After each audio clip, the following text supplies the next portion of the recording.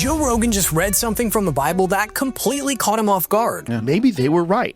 Maybe they were right, but it all just got f***ed up. We're talking wheels within wheels, eyes everywhere, visions that sound like something straight out of a sci-fi movie. There was something that looked like a throne, sky blue like a sapphire, with a human-like figure towering above the throne. But here's the real question. What did he actually discover? And what does it reveal to the rest of us? That's exactly what we're getting into right now. Why would they assume that God had to make everything? Why would they assume that there was a beginning and an end just because they have a beginning and an end? Is that rational? Why would they assume that? And why did everybody assume that? Maybe because they fucking knew. Maybe because at one point in time, whether it's 10,000 years ago, 20,000 years ago, they had figured a lot of this shit out. Well, someone figured something out for everything, the pyramids and the way that they were built. Yeah. To be aligned so perfectly with a true north and... Just to be able to construct them. If those people were that smart, why wouldn't we imagine they had an understanding of the birth of the universe? Why wouldn't we imagine that they would have this bizarre understanding of the way morality and good and evil play out with human beings? Yeah. Maybe they were right. Maybe they were right, but it all just got fucked up over the thousands of years after asteroid impacts and the thousands of years of the destruction of the advanced civilizations and the world going back into chaos and then slowly rebuilding. And you're rebuilding with these ancient texts that you find in clay pots in Qumran. And that, you ever seen when they translate like the Dead Sea Scrolls and they lay them out and they have to try to figure out which pieces go with which scroll, and they do it based on DNA. All this DNA is from this cow, so let's take this scroll from this cow skin and put it together and try to read what they said. It's incredible. What we're getting at in the Bible is just the longest game of telephone of a true story. Man, Rogan's reaction here, you can tell he's genuinely stunned. And honestly, I get it. I remember the first time that I heard about this connection, and it shook me too. I mean, think about this. Ancient civilizations like the Egyptians could align the pyramids with true north using insane precision, technology that even today, we'd struggle to replicate without satellites. If they had that kind of understanding, is it really such a stretch to believe that they also knew the origins of the universe? It makes you wonder how much of that ancient wisdom got lost, twisted, or forgotten over time. Now, imagine humanity desperately trying to preserve the most important truths through wars, disasters, even the collapse of entire civilizations. What if scripture isn't just old stories, but the world's longest attempt to safeguard divine truth? That totally changes how you look at the Bible, and trust me, it gets even wilder when Joe talks about time itself. It's just all kind of gumbled up in stories and God's testing you and all this thing about, God telling this guy to kill his kid. Mate, it's just a little screwed up. But it's showing you that there are evil forces at play and there are temptations. It's digestible lessons those. Yes. in a story that you can understand.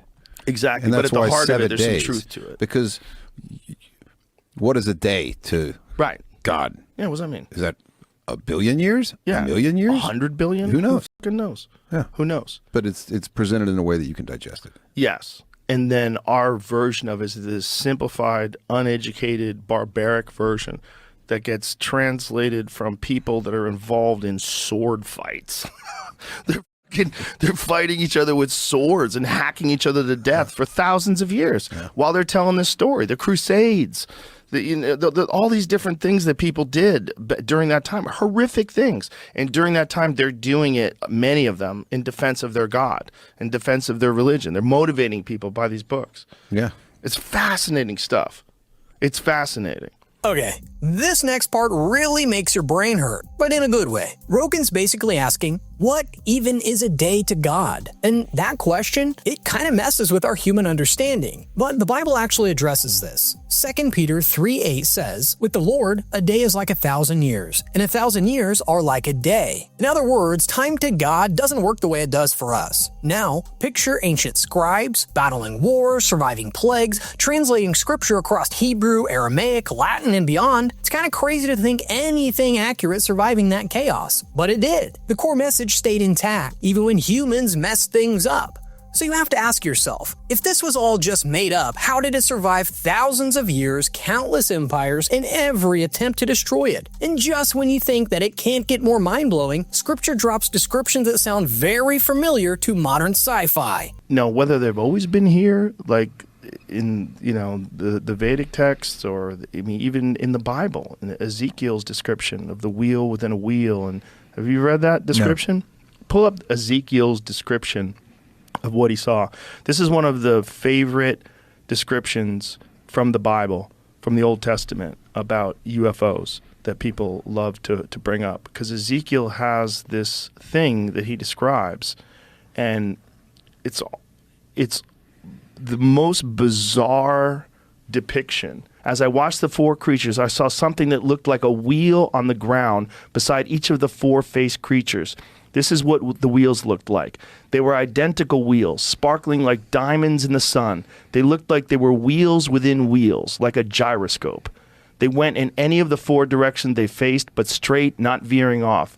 The rims were immense. All right, this part felt like it was gotten straight out of a UFO documentary, but what I love is watching Rogan process it. He's intrigued, kind of speechless, and honestly, you would be as well as you read the chapter. But here's the thing, Ezekiel wasn't trying to describe spaceships. Being a prophet, he attempted to put an impossible heavenly encounter into human words. Imagine being shown something so far beyond your understanding. How would you explain it? You'd use whatever tools you had, even if it sounds bizarre to future generations. But one detail keeps sticking with me. Why would God reveal himself with that much precision? Stick around, because what this vision represents gives meaning to the entire conversation. Over the heads of the living creatures was something like a dome, shimmering like the light, like a sky full of cut glass, vaulted over their heads. Under the dome, one set of wings was extended towards the other, with another set of wings covering their bodies. When they moved, I heard their wings. It was like the roar of a great waterfall, like the voice of the strong God, like the noise of a battlefield. When they stopped, they folded their wings. And then, as they stood with folded wings, there was a voice above the dome over their heads.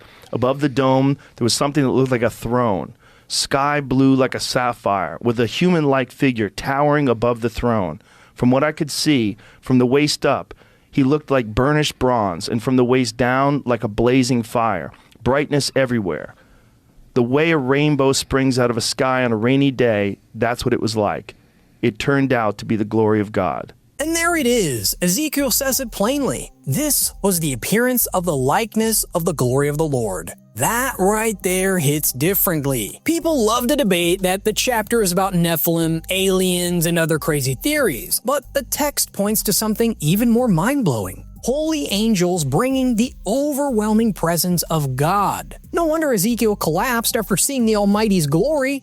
And here's what gets me. Recent AI-generated images based on Ezekiel's description look nothing like soft glowing angels on Christmas cards. We're talking about spinning wheels, burning colors, layers of eyes. It's beyond human comprehension. Suddenly, it makes more sense why angels we start with do not be afraid when they appear before men in scriptures, who won't be. But the truth is, encounters with God's glory are both terrifying and beautiful. See, Rogan's surprise isn't just curiosity, but that deep realization that maybe, just maybe, there's more to scripture than we ever imagined. So, when you hear stories like Ezekiel's vision, does it make you see the Bible differently? I would love to hear your thoughts. Drop them down in the comments. And if this sparks something new for you, like it clearly did for Rogan, hit that like button, subscribe, and share this with someone curious too.